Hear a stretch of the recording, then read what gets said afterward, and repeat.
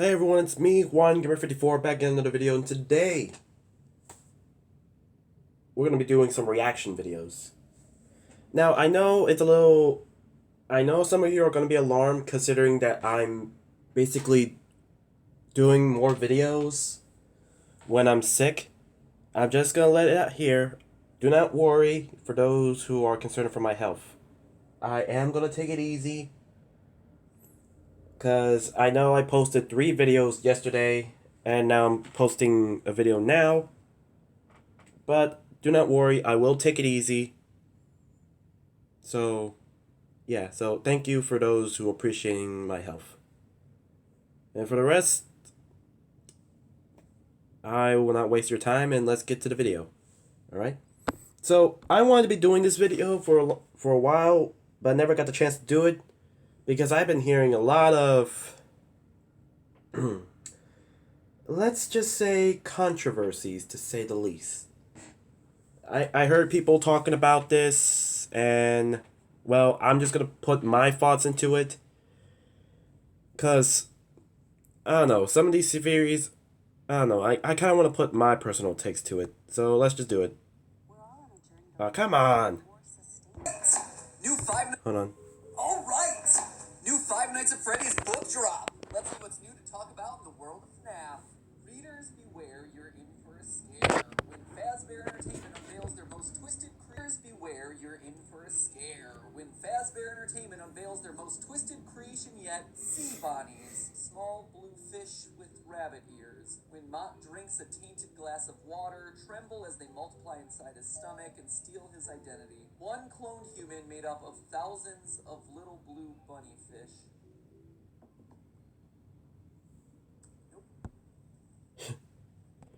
What's weird is that I got that book, I just got to start reading it, and when I saw the back of the description, I was like,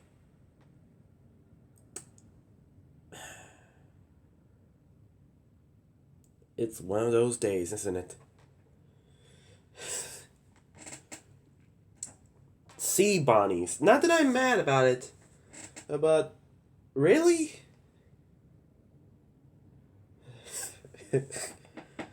and still, I mean, at this point, the Fazbear Frights books, yeah, they got a little twisted, but aren't they so fun to read?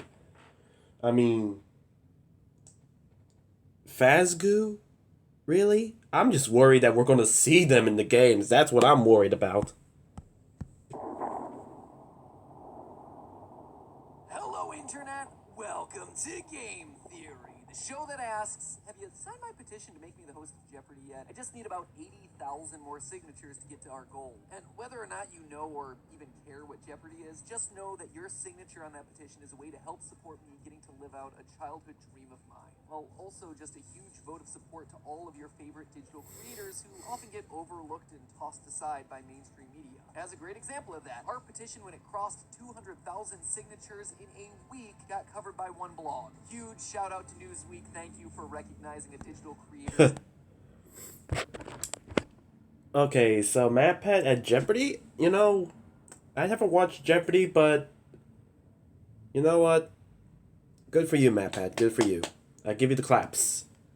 Alright, I hope you get into Jeopardy, man. I hope you get to there. Value in the world. Meanwhile, an older school celebrity whose petition took nearly a year to get to the same place got tons of articles all over the place. Just saying, iniquity in this space is a real thing. Anyway, it's not like I'm going to be leaving the channels or anything like that, if anything were to come of this. So if you have any questions, those are all answered down in the description, along with the link so you can go and sign it. Push me over the goal. I just love to show the world yet again why this community and why digital creators as a whole are worthy of attention and respect. I know you guys are. I'm fighting on all of our behalves, and I'm going to keep shoving it down people's throats until they start to listen. Anyway, thank you so much for your support. Now, on to FNAF. You know the phrase jumping the shark? It dates back to an episode of the classic series Happy Days, which aired in the mid-70s and early 80s. This show crushed, running for 11 seasons and staying as a top 5 most watched show for 3 straight years. People loved this thing. Anyway, season 5, episode 3. At the peak of the show's fame, they do a special series of episodes where the characters all take a trip to Hollywood. And the cool guy in the show, the Fonz, is challenged to test his bravery by jumping over a shark on water skis. And as you probably guessed, he does it, complete with swim trunks and trademark leather jacket. Really? A moment that was so ridiculous, so over the top, and so dumb that it single-handedly created the phrase that would forever after be used when a series loses all of its sense. At this point, FNAF, it's jumped all the sharks. Just a big old shark sandwich. Giant tower of sharks right there. The only thing that would make this more sharky would be if it suddenly introduced a shark animatronic. They haven't done that yet, right? Right? Huh. Ooh, yeah. Ooh boy, MadPet, if you're just new today, cause I've been scouring through and it looks like number 12 is coming out and it's going to have Sharky. Oh boy, a shark animatronic. Why not give? Heck, we already getting a FNAF mall and security breach. Why not give us a FNAF aquarium? Why not? Okay, well, there's still time. Those Bonnie Guppies getting dangerously close, just saying. But in all seriousness, over in Bookland, the Fazbear Fright series has just released its penultimate installment, and, it's weird. Tiny rabbit guppies that steal your identity. A pink substance called Fazgoo that hunts you down and steals your identity. Animatronics that body swap you in order to steal your identity. Huh, there's a definite pattern in these stories, isn't there? Could animatronics stealing identities and humans not actually being themselves be somehow important to the lore of the series? Certainly seems like the books are beating that point over our heads. And honestly, this points to a larger trend here. For as crazy as these stories have gotten, and believe me, they've really gone off the rails at this point, there's definitely still from a lore solving. Yeah, I mean, they do. It's gone crazy at this point. I mean, I've read all the books. I haven't done a read through with them, but I will. But yeah, let's just say there were times where I read the books, and I was like, I just threw the book up in the air, making it land on my bed as I just like, what did I just read? What type of insanity is this? I love the story though. Perspective. Because, as I'm about to show you, for every story about underwater rabbit guppies swimming around in your insides, there's another one or two that get you asking brand new questions about both the past and future of the franchise. So go ahead, take a break from eating your best friend that happened to fall into a vat of pizza sauce, something that, yes, also kind of happened in one of these stories. Don't and remind me. consider the following 3 theories ripped straight from the pages of the books. Theory number 1, Chica started as a mediocre melody. In Fazbear Fright's book number 9, The Puppet Carver, we're told the story of Jack, manager of a failing pizzeria named the Pizza Playground. Yeah, it's not... Hey man, the first mistake that man did was calling it the Pizza Playground, man. I'm just saying, it doesn't roll off the tongue. Like, can you imagine a kid seeing the Pizza Playground thinking, ooh boy, a playground made a pizza. I can't wait to eat the slides. They go in, just crush the poor kid's dreams, knowing that it was a lie. A little misleading, man. You might have to work on that. Actually a Freddy Fazbear establishment. And you see, that's an important detail since every other pizza place in the Fazbear Frights book series has tied back to Freddy's in some way. But for some reason, this one is deliberately different. What's also noteworthy about the Pizza Playground is the restaurant's animatronic band, which, we're told, breaks down frequently. These things are straight up busted. The roster includes a banjo-strumming country pig, a bear creatively named Baron Von Bear, 2 other unnamed creatures that have already broken down, and a, quote, weird bird thing. Now, if the words banjo pig don't jump out to you, well, congratulations, you have a richer and more fulfilling life than I do. I knew it was... When I hear that phrase, my mind immediately jumps to one thing: the mediocre melodies. The There crew it of is. broken animatronic rejects able to be purchased way back in FNAF 6 Pizzeria Simulator. Yep. A crew of animatronics consisting of a banjo-playing pig, an off-brand Freddy Fazbear ripoff with a southern accent named Ned Bear, a talkative hippo, a cute young frog, and an overdramatic elephant. They're characters that we all brushed off at the time because they just seemed unaffiliated with anything Fazbear related. And then they came back, returning an Ultimate Custom Night where they collectively gave voice to Cassidy, the one you should not have killed, as evidenced by voice lines like this. Everyone underestimates me, but then they turn their back and I'm like, pooh, and they're like, what? Sorry, queued up the wrong clip. It's this one. This is how it feels, and you get to experience it over And over. I will never let you leave. You know, it suddenly occurs to me that maybe they were the ones that had to be Cassidy's voice in this game, because he's a spirit who's trapped inside Golden Freddy, a spring-locked suit who was never actually given a true voice box, whereas everyone else in the series was given a voice, at least at some point. Just a thought that I had randomly in the recording booth as Yeah. Okay. That is true, do. That is true, do. My mind. It is true, though. Golden Freddy never really talked, in my knowledge. So, you know, and plus, talking through the mediocre melodies keeps that mystery alive. Like, what is the true voice of Cassidy? You'll never know. Continue. I was rereading these lines. Also, Springtrap is able to talk because he has a guy inside of him, so interesting. Anyway, the mediocre melodies, a generic Freddy alternative, a country pig that plays the banjo, unnamed other characters that break down frequently. It seems like Pizza Playground's animatronics are indeed the mediocre melodies, which makes the call out of a weird bird thing being part of the band particularly interesting. Was Chica originally a mediocre melody? Chica has always been a bit of an oddball in the group. For instance, she's the only one to go missing for a game, specifically in Sister Location. Yeah, she's the only one of the core four to not appear. And if you'll remember all the way back to the teasers for Sister Location, Chica's Party World was listed in the source code as a separate establishment away from Circus Baby's entertainment and rentals. We should file. Oh, come on. We also know that Freddy and Bonnie have been together since their literal golden days, which means that Chica had to have been a later addition to the crew. Maybe she was with another band of animatronics the entire time. I mean, even the theming makes more sense with the mediocre melodies. Something about chicken animatronic wearing a bib just fits better alongside a farm-themed banjo pig and bear with a southern drawl. Kinda makes you wonder where Foxy the pirate comes in now, huh? Anyway, the reason I bring all of this up is that for a long time I've suspected that Chica is the key to the whole timeline of these games. No joke, I've literally had an email in my inbox for years addressed to myself reminding me to follow the missing Chica, since her coming and going from the lineup seems important, but up until now I've never had enough dots to put together in a timeline. We've known for a long time that she was the first to get stuffed with the little girl Susie. Yeah. We're still debating on that. Potentially connecting her to the mediocre melodies is yet another piece of evidence that we can use. So if you ever see a video titled "Follow the Missing Chica," you'll know that we finally figured it out. Theory number 2: balloon. Hold on. Okay, so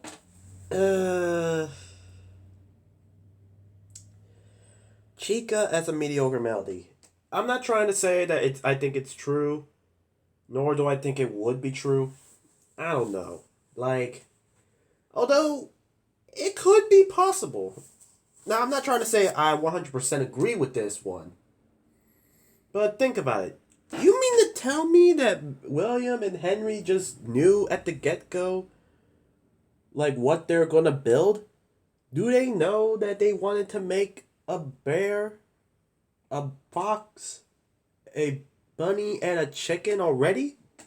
You sure they didn't have no scrapped ideas? Everyone who creates something, may it be a comic, may it be a book, may it be an animatronic that is most likely murderous, with murderous intent, should know that there is going to be some scrap ideas. Do I think Chica was a mediocre melody? I don't know. I'm not saying this theory is true, but I don't know, man. I don't know. I just kind of like the idea that Chica was with the OG gang. That she was with the OGs. She was with Freddy, Bonnie, and Foxy. I just don't think I like the whole... I don't know. I'm not so sure if I like the whole... She was part of Mediocre Melodies. Well, there is a business side in the story. A business side that we've never been told, so... Who knows? It's FNAF. I mean, anything could go. Anything can go. Am I still recording? Yeah, I'm recording. Let's do it. Voice solves a lot? Oh boy, it's time I talk about him. I don't know if you've noticed... Oh, come on. Not Balloon Boy. Not him. Me and him have beef. Balloon Boy and I have beef. Alright, it's a story for another time, but Balloon Boy, me, we stay hating. He ain't friendly. Videos into our FNAF series, and I haven't talked about Balloon Boy once. Not a single theory dedicated to that guy. Go back and check me on that, but I've intentionally avoided him, largely because he doesn't fit anywhere. His design is different, his behavior is different, he doesn't seem to be possessed by kids, and honestly, I've just never had a good sense of what to do with Balloon Boy in the lore of this franchise. Until today, in that same puppet carver story with the mediocre melodies, we're introduced to Porter, the handyman who's supposed to be in charge of the faulty animatronics of the pizza playground. But Porter dreams of bigger things. You see, he's a bit of an animatronics genius, and his plan is to take wood and transform it into something alive. To quote from the story, I'm almost finished with the prototype of my machine. It will create low-cost but highly functional animatronics made from only an inexpensive slab of wood. And not only is this guy a genius, he aspires to greater things. Quote again, once I get a patent on my invention and find a buyer, I'm gonna be out of here so fast I'll leave a dust trail. I mean, taking wood and imbuing it with the ability to move on its own, yeah, I'd say that's gonna earn you some quick cash. And here's the thing, it works. In the story, we see Porter turn a log into an actual moving character, no remnant or Fazgoo required. He I'm flips still the surprised switch on about its that. back and it just comes to life. They describe it as resembling the drawing models from high school art class, but specifically call out that were you to put the figure in a fuzzy suit, it would resemble a bunny or a fox or a bear, and you'd have a low-cost animatronic. In short, it feels like this story gives us a lot. First, reading the story felt like reading Henry's origin, a brilliant creator and animatronic inventor just looking for a buyer to partner up with to launch his career, a buyer maybe named William Afton. Seems to me that Henry was If that was the truth, then you... Ooh, boy. I mean, I don't know. I think Henry... I mean, I am interested in a Harry storyline. Like, how did Henry meet William Afton? But if he got... Oh, nah, Henry, you sealed your fate once you made that. When you have William Afton as your buyer. college engineer with a great idea, and his earliest experiments were in the form of these living wooden dolls. This, in turn, explains both Balloon Boy and the mini-renas. Remember, the book described his wooden puppets as resembling the drawing models from high school art class, which, if you're not familiar, are these guys. That is why we have so many living dolls wandering around these pizzerias that don't seem to have spirits inside of them, only able to say basic words like, Hi. Hello. in short, Balloon Boy isn't an animatronic, or at least not the way that we all consider animatronics, as, you know, living robots with dead children's souls trapped in them, infused with remnant, all that good stuff. Taking it Yeah. one step further, this might even have timeline implications. Wooden dolls appear in pretty much all the games currently thought to be the earliest in the timeline. FNAF 2, of course, with Balloon Boy, but also very heavily in Sister Location. On the main console, there's a marionette named Little Joe, a doll named the Magician, a gypsy figurine, and a series of human heads. Ennard's Mask, Music Man, the Mini Arenas, Baby, Ballora, even the puppet's face all seem to stem from this era of Henry's creations. It seems to me that the wooden dolls and marionettes were all designed as he was trying to develop the look and feel of the Funtime animatronics, leading up to the eventual opening and immediate closure of Circus Baby's Pizza World. As a reminder, Baby's Pizza World has never actually appeared in a game. Rather, we know that it exists based on hidden website text, and that it was closed down due to a quote-unquote gas leak, which is just PR speak for Afton's daughter getting nabbed by Baby, and the characters got retired down into the basement, which would eventually become Circus Baby's Entertainment and Rentals. The only game that happens earlier than these two is currently FNAF 4, and wouldn't you know it, that's also the only one without a Balloon Boy appearance, or rather a questionably canon appearance since Nightmare Balloon Boy was in it briefly as part of the Halloween update. Long story short, perhaps the appearance of Balloon Boy and the other wooden clown-faced characters marks the start of William and Henry's partnership. I know a lot of people tend not to believe me when I say that a lot of evidence points to Sister Location happening early in the timeline, but I think all of this is yet more fuel to that fire. And while we're on the Yeah. I mean, come on. I mean, I don't know. I think it's an interesting idea, but I don't see it clicking. Why does William keep Henry's old doll creations under the rental service? Like, what's that about? Was it just some sort of obsession thing? Like, he's saying, I'm gonna get back at you, Henry. I'm gonna get back at you. I don't know, man. I don't know. And I think my voice just gone lower. Hold on. Alright, I'm back. Okay. Let's do this. subject of William, Theory number 3, William Afton is a stepfather. Oh boy, yep. This is the theory that got a lot of controversy. Oh boy. Oh boy. I can't wait to tackle this one. Oh boy. Yep. Yeah, okay. Oh boy. At the beginning of this theory, I made the observation that a huge number of Fazbear Fright stories have a theme of identities being stolen. At this point, it feels like it appears once in every book. The other massive theme that keeps recurring in these tales are single-parent households, dads abandoning the family and just straight-up bad dads. Lots and lots of bad fathers. Yep. Up through the 8th book, 12 of 24 stories feature a single-parent home. Just to run through some quick examples, in the book Step Closer, there are 2 stories that have a dad up and leave the family. 1:35 a.m. is about a foster child that had an abusive foster dad. The New Kid, another abusive dad who left. The Cliffs is about a single dad losing a son. Breaking Wheel has the character Reed, who has a single dad who's, quote, trying his best. And in the short story What We Found, which is basically just a retelling of FNAF 3, Hudson loses his father when he takes his own life on account of mental illness, only to wind up with Lewis, yet another abusive stepfather. To me, this is... I'm gonna just say this. Lewis got what he deserved. Is all I'm gonna have to say. Lewis got what he deserved. not a coincidence. It's the books yet again trying to point our attention to a common theme in the game, that Afton may not be the father that we've assumed he was this entire time. What you talking about? I'm fairly certain that the orange guy from the FNAF 6 minigame Midnight Motorist is purple guy who is also William Afton. And Think you're Come on, another one.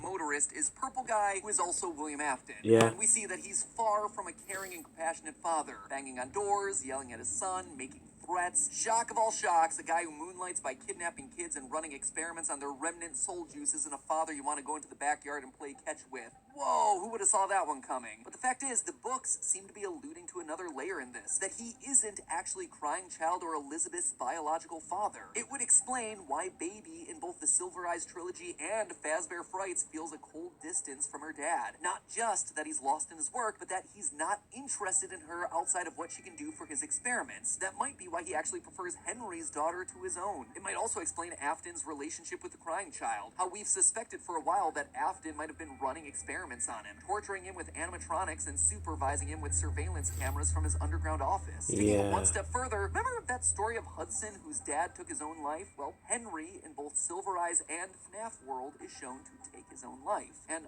Hudson in the Fazbear Fright story is a very clear parallel for Michael Afton. So, could Michael Afton have started as Henry's son, only to wind up as William's stepson? Think back to the Sister Location cartoons. Let it play out, one. Let it play out. An undying vampire in purple repeatedly saying, "He's not my son," in between every night of that game. I mean, it is a big swing when it comes to theories, but I think there's at least some interesting parallels there to consider. Supporting this, we've also yet to see any adult females in the Afton household. True. Now, I've speculated that Bellora's song is about a wife leaving her husband when he can't escape his own grief, but who knows? That song could be related to Henry's grief at the loss of his daughter Charlie. In the original novels, we're shown that Charlie dies, and that Henry loses his mind with grief, leading him to eventually take his own life. What if the line about... And I am thinking about reading the original novels as well. Because, you know, sure, the FNAF readings could also count as a Halloween thing, but who knows? I might want to go back and read the original novels. Who knows? Maybe. An Empty Tomb isn't William's sadness, but rather a song about Henry's. And that in the aftermath of his death, his kids go to William, his partner. Oh yeah, speaking of Charlie, did you know that the puppet's name officially was Coils the Clown for a while? It's true. In the story Jump for Tickets, we're introduced to a character named Coils the Clown who, quote, has a lanky body with lemon and lime stripes. It has long arms, 3 fingers, and a face that looks like a crescent moon that turns upside down when it's sad. And just like the security puppet in the game, Coils the Clown is canonically responsible for roaming around the restaurant looking for intruders and gets sad when a child dies accidentally on his watch. Again, like everything with all the books, there's definitely some changes that have been made, but the thought of the puppet having an actual name and that name being funny like Coils the Clown made me pretty happy, even though it's a small thing. So there you have it, friends. 3 more theories to chew on. Alright, so after hearing these theories, I'm gonna go like this. Theory 1 would make sense, but not really what people want. I mean, I do believe that there were some choices out down the line. I mean, you can't tell me that the Chuck E. Cheese animatronics are always like that. You can't tell me there was no other animatronic that was once there but now gone and been replaced by someone else. Balloon Boy's theory, I don't know. I might have to get back at you guys for that. And number 3, a lot of people hate it because we keep establishing that it's the Afton family. There is no stepfathering. It is William Afton, biologically the father. And be the father of crying child, Elizabeth, and Michael.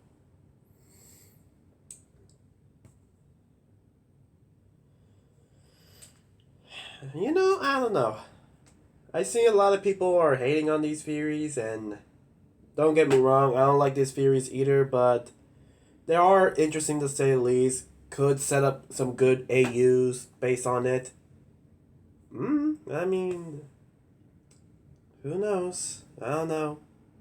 Do I like these theories? They're okay. It's definitely not my cup of tea, but I'm okay with it.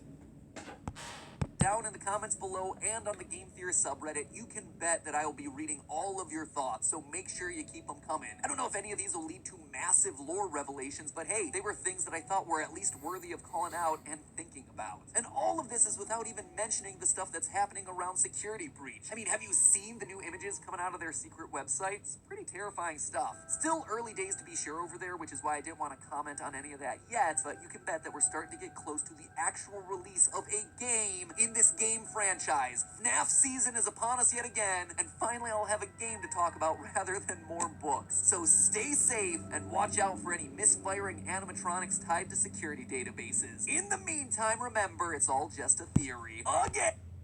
Alright guys, that's going to be the end of the video. So, let me know what you guys think about it. Do you guys really like the idea that William is a stepfather? Are you okay with Chica originally being a mediocre Melody who, you know, through business decisions decided to move over to the Fazbear gang? And do you really think Balloon Boy actually solves a lot of things? I'm not sure. These theories are okay. Not really my cup of tea, but they're okay. And yeah, this is OneGamer54 signing off.